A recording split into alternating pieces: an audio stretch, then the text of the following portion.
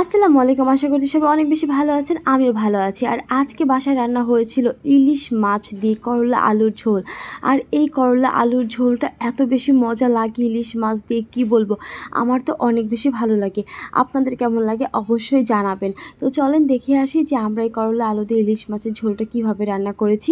তো প্রথমেই তো আমাদের লাগছে একটি ইলিশ মাছ, অবশ্যই তো এটা লাগবে যেহেতু ইলিশ মাছের তরকারি হবে এটা। তো এখন হচ্ছে আমরা ইলিশ মাছটাকে ভালো মতো পরিষ্কার করে আমরা এটাকে কেটে নিব আর কেটে ধুয়ে নিব, ভালো মতো পরিষ্কার করে নিব যেন কোনো আঁশ বা আঁশটে না থাকে এই মাছের মধ্যে। এখন চলে যাব আমরা রান্নাতে। তো প্রথমে আমরা একটা প্যানের মধ্যে হচ্ছে তেল দিয়ে নিয়েছি, আর তার মধ্যে এখন হচ্ছে দিয়ে দিব আমরা পেঁয়াজ কুচি। আর এটা দেখানোর কোনো কিছু নেই, আপনারা বলতে পারেন যে এই রান্না তো সবাই করতে পারে। হ্যাঁ জানি সবাই করতে পারে, বাট আমি হচ্ছে ডেইলি ভ্লগ আপলোড করি। আমি বাসায় প্রতিদিন যা খাই তা হচ্ছে আমি আপনাদের সাথে শেয়ার করতে পছন্দ করি, যার কারণে হচ্ছে আমি আপনাদের সাথে শেয়ার করি। যাই হোক, কথা না বাড়ি এখন চলে যাই হচ্ছে আমরা রান্নাতে। তো এক এক করে দেখতে পাচ্ছেন যে আমি সব কয়টা মশলা দিয়ে নিয়েছি।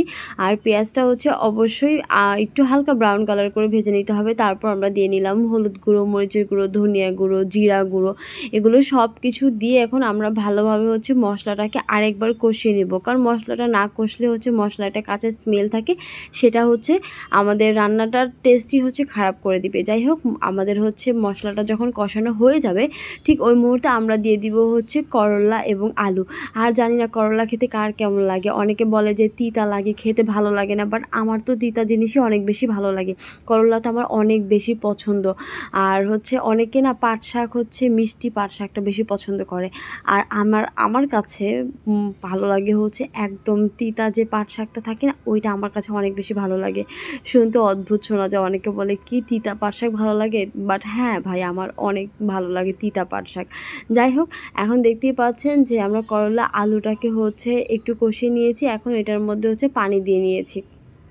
এখন এটা হচ্ছে আমরা ঢাকনা দিয়ে ঢেকে দিব এটা সেদ্ধ হওয়ার জন্য। তো এটা যখন আমাদের 90% সেদ্ধ হয়ে যাবে ঠিক ওই মুহূর্তে হচ্ছে আমরা দিয়ে দিব এটার মধ্যে আমাদের কেটে ধুয়ে রাখা ইলিশ মাছের টুকরোগুলো। তো দেখতেই পাচ্ছেন এক এক করে হচ্ছে ইলিশ মাছের টুকরোগুলো দিয়ে নিয়েছি। আর এই তরকারিটা হওয়ার পরে না আমি ঝোল আলু এগুলোর থেকে না বেশি হচ্ছে করলাটাই খাই। করলা আমার অনেক বেশি ভালো লাগে। তা আমার খাওয়ার সময় যদি কেউ সামনে থাকে তখন দেখতে পারবে কি যে আমার প্লেটের মধ্যে শুধু করলা আর কোনো কিছু নাই। তো এখন দেখতে পাচ্ছেন কথা বলতে বলতে আমাদের রান্না অলমোস্ট কমপ্লিট হয়ে গিয়েছে।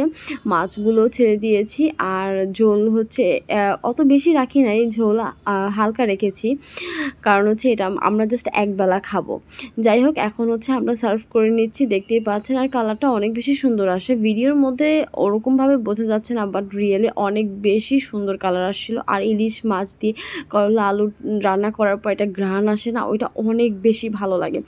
যাই হোক, এখন আপনাদের যদি আমার এই ডেইলি ব্লগগুলো যদি ভালো লেগে থাকে তাহলে অবশ্যই লাইক কমেন্ট শেয়ার করে আমার পাশে থাকবেন এবং আমাকে অনেক বেশি ভালোবাসা দিবেন আর অনেক বেশি সাপোর্ট করবেন। আপনাদের সাপোর্টে আমি অনেক দূর পর্যন্ত এগিয়ে যাব। আর আপনাদের জন্য অনেক অনেক দোয়া রইল, অনেক অনেক ভালোবাসা রইল। আমার জন্য অনেক দোয়া করবেন, আমাকে অনেক বেশি সাপোর্ট করবেন ছোটো বোন হিসাবে। সবাই ভালো থাকবেন, সুস্থ থাকবেন। আল্লাহ হাফেজ, টাটা।